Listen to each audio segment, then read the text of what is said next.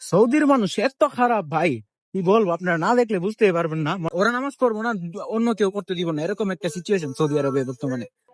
আসসালামু আলাইকুম guys, welcome another new mini blog.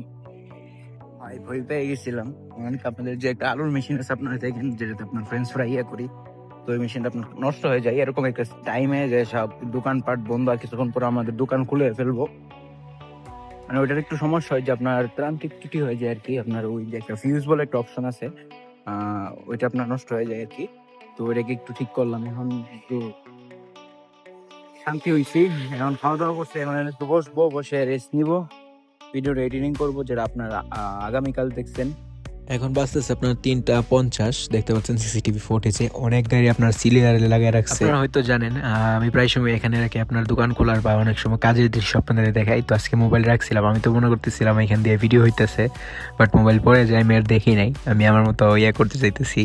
তারপর জন্য দেখলাম এখন এডিট করার সময় এরকম অবস্থা। তো আজকের ভিডিওটা অনেক বড় হয়ে গেছে আমি জানি, যারা এই পর্যন্ত আসছেন অনেক অনেক ধন্যবাদ। আর দেখতে পাচ্ছেন অনেক গাড়ি দোকানে, তারপর একটু পরে আপনার সব গাড়ি শেষ করলাম, আর এদিকে আমাদের মুরগি চলে আসলো।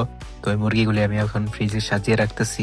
সৌদির মানুষ এত খারাপ ভাই, কি বলবো, আপনারা না দেখলে বুঝতেই পারবেন না। মনে করেন কি, নামাজের একটা সময় আসে, যে সময়টাতে আমরা একটু রেস্ট নেই বা করি, এই সময়টা মনে করেন কি গাড়ির বিয়ে এসে সিরিয়াল লাগাই দিব, মানে ওরা নামাজ পড়বো না, অন্য কেউ করতে দিব না, এরকম একটা সিচুয়েশন সৌদি আরবে বর্তমানে।